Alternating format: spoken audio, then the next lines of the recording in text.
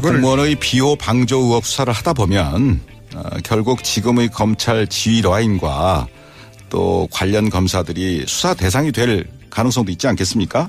그러니까 결국은 자기의 상사, 동료, 후배를 스스로 수사하게 되는 그러한 참 어려운 그런 상황이 예상이 되는 것이죠. 그래서 이런 경우에 바로 대비해서 특검 제도라는 것이 있는 것이고, 그런데 특검 이전의 검찰로 다시 돌아가게 되면 그때그때의 수사 상황이 비호 방조 의혹을 받고 있는 황교안 대행이나 또 김수남 총장에게 보고되겠죠, 당연히. 그렇게 되고 김기춘 우병우 라인을 통해서 수사 정보가 유출될 우려도 얼마든지 있다고 봅니다. 차동욱 생각이었습니다.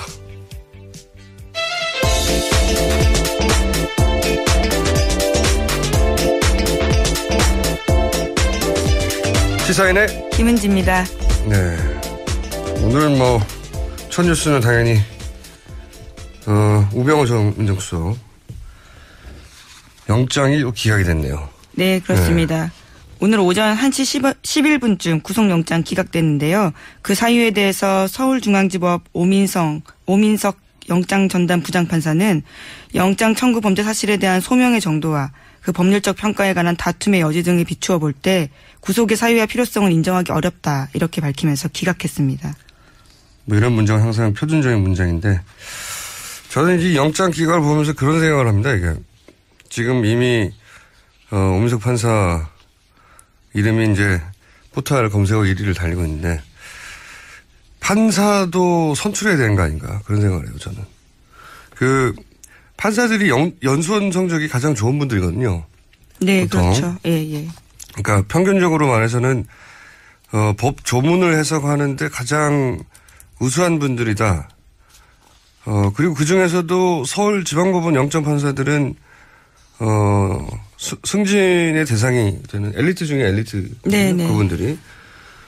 근데 이 성적이 우수하고 법조문 해석에 능하고 하다고 해서 이 시대 정신까지 가지고 있냐, 그렇게 볼 수는 없구나 하는 걸 절감합니다, 요즘 보면. 왜냐면은 우병우 전 민정수석의 자기 변론은 한마디로 하면은 시킨 대로 했다는 거잖아요. 네, 어제 그렇게 말했습니다. 자기는 가교였을 뿐이다, 시킨 대로 했다. 그리고 또 하나 중요한 방언 올리는 최순실은 모른다, 이런 거란 말이죠.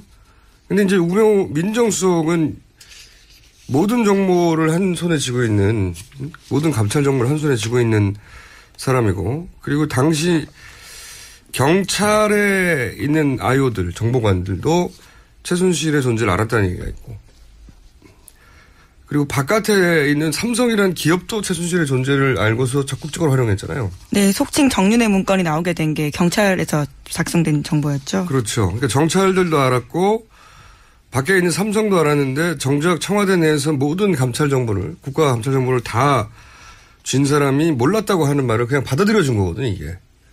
법원이. 그리고 나서 그냥 시키는 대로 했을 뿐이다 하는 변명도 받아준 거예요. 예.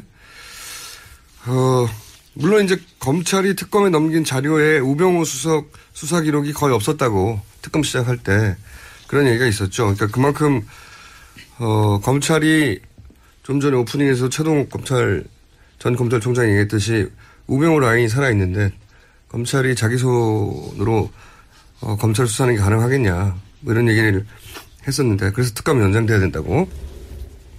넘겨받은 자료가 일단 거의 없었다고 해요, 특검이. 네, 시간도 부족한 게 사실이었고요. 예, 70일에, 예.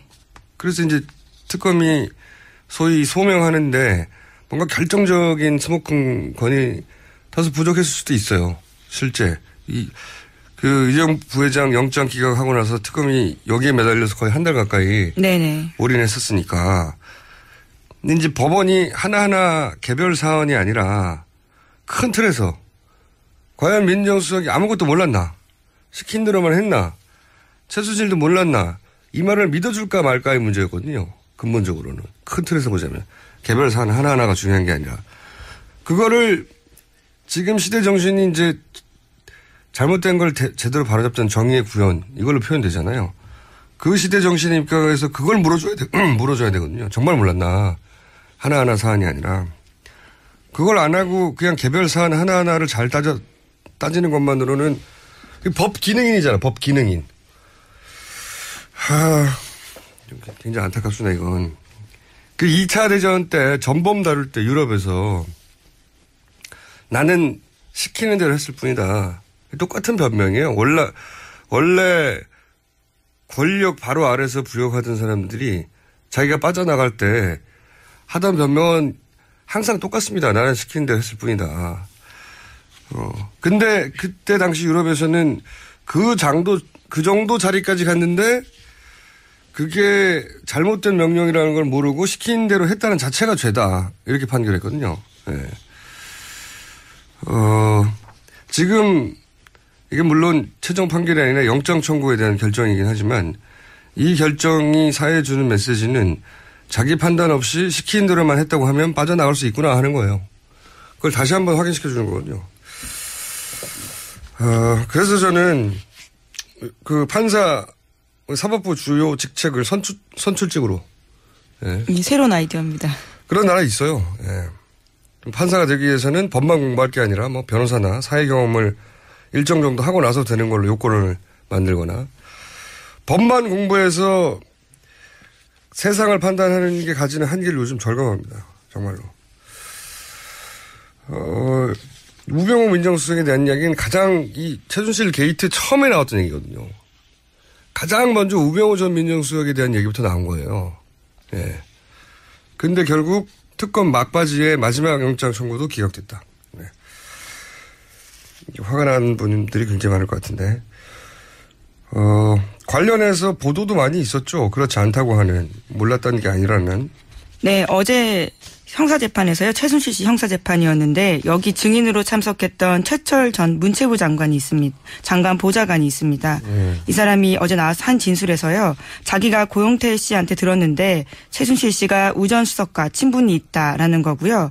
그래서 실제로 고용태 씨가 최순실 씨한테 들었다면서 곧 너 민정수석실에서 조사한다 이런 말을 했다고 합니다. 그리고 실제로 청와대 행정관을 만나서 자기가 조사받았다라는 거죠. 네.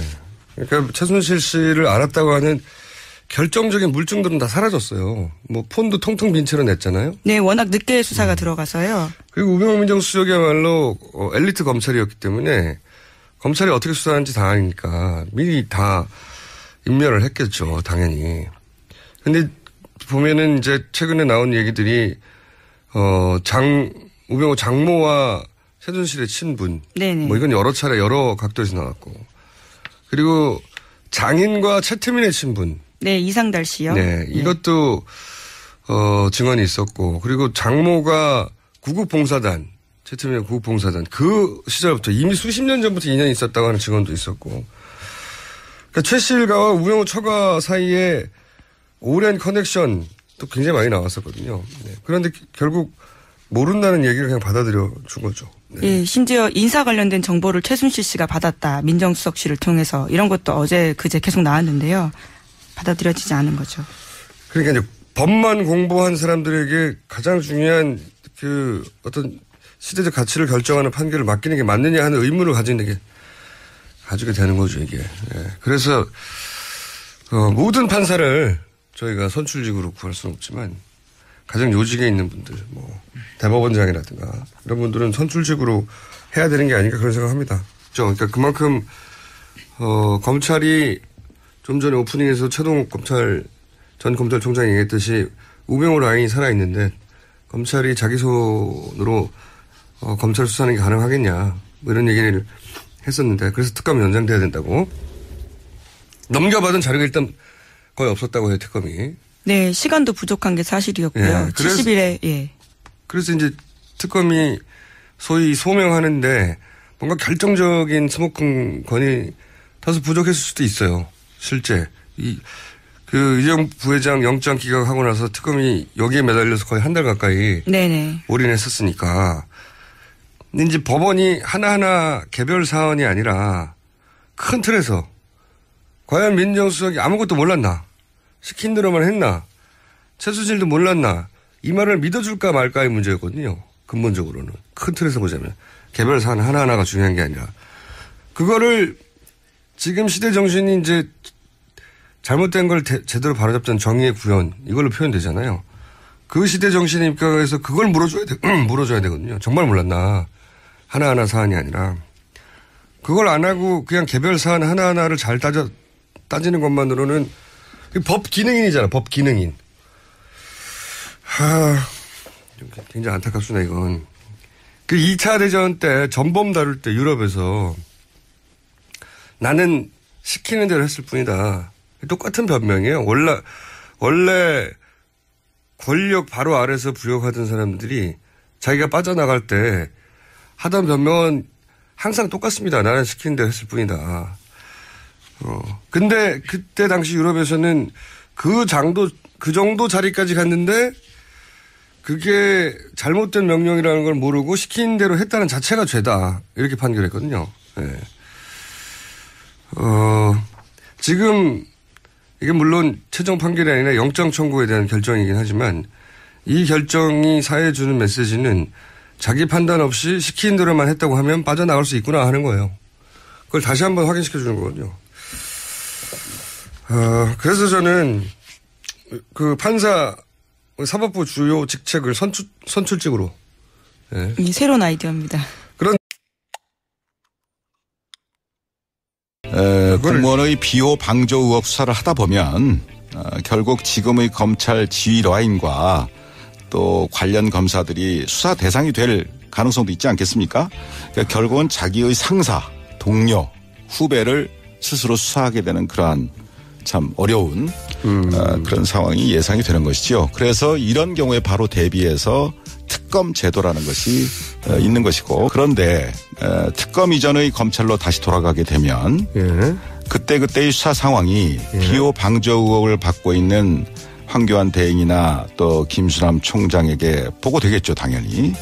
그렇게 되고 김기춘 우병우 라인을 통해서 수사 정보가 유출될 우려도 얼마든지 있다고 봅니다. 차동욱 생각이었습니다.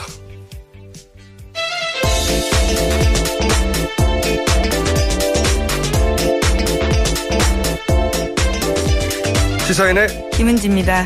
네. 오늘은 첫 뉴스는 당연히 우병우 전 민정수석 영장이 기각이 됐네요. 네, 그렇습니다. 네. 오늘 오전 1시 11분쯤 구속영장 기각됐는데요. 그 사유에 대해서 서울중앙지법 오민석 영장 전담 부장판사는 영장 청구 범죄 사실에 대한 소명의 정도와 그 법률적 평가에 관한 다툼의 여지 등을 비추어 볼 때 구속의 사유와 필요성을 인정하기 어렵다, 이렇게 밝히면서 기각했습니다. 이런 문장은 항상 표준적인 문장인데 저는 이 영장 기각을 보면서 그런 생각을 합니다. 이게 지금 이미 오민석 판사 이름이 이제 포털 검색어 1위를 달리고 있는데 판사도 선출해야 되는 거 아닌가 그런 생각을 해요. 저는 그 판사들이 연수원 성적이 가장 좋은 분들이거든요. 네, 보통. 그렇죠. 예. 그러니까 평균적으로 말해서는 법 조문을 해석하는데 가장 우수한 분들이다. 그리고 그 중에서도 서울지방법원 영장판사들은 승진의 대상이 되는 엘리트 중에 엘리트. 그분들이. 근데 이 성적이 우수하고 법조문 해석에 능하고 하다고 해서 이 시대 정신까지 가지고 있냐. 그렇게 볼 수는 없구나 하는 걸 절감합니다. 요즘 보면. 왜냐면은 우병우 전 민정수석의 자기 변론은 한마디로 하면은 시킨 대로 했다는 거잖아요. 네, 어제 그렇게 말했습니다. 자기는 가교였을 뿐이다. 시킨 대로 했다. 그리고 또 하나 중요한 방언 올리는 최순실은 모른다. 이런 거란 말이죠.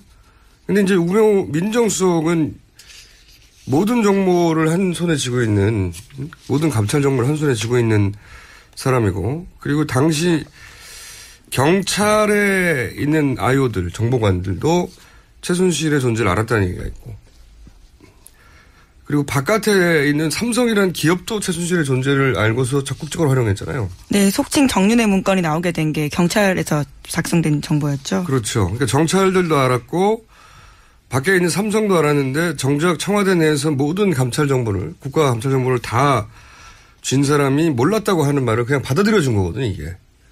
법원이. 그리고 나서 그냥 시키는 대로 했을 뿐이다 하는 변명도 받아준 거예요. 예. 물론 이제 검찰이 특검에 넘긴 자료에 우병우 수석 수사 기록이 거의 없었다고 특검 시작할 때 그런 얘기가 있었죠.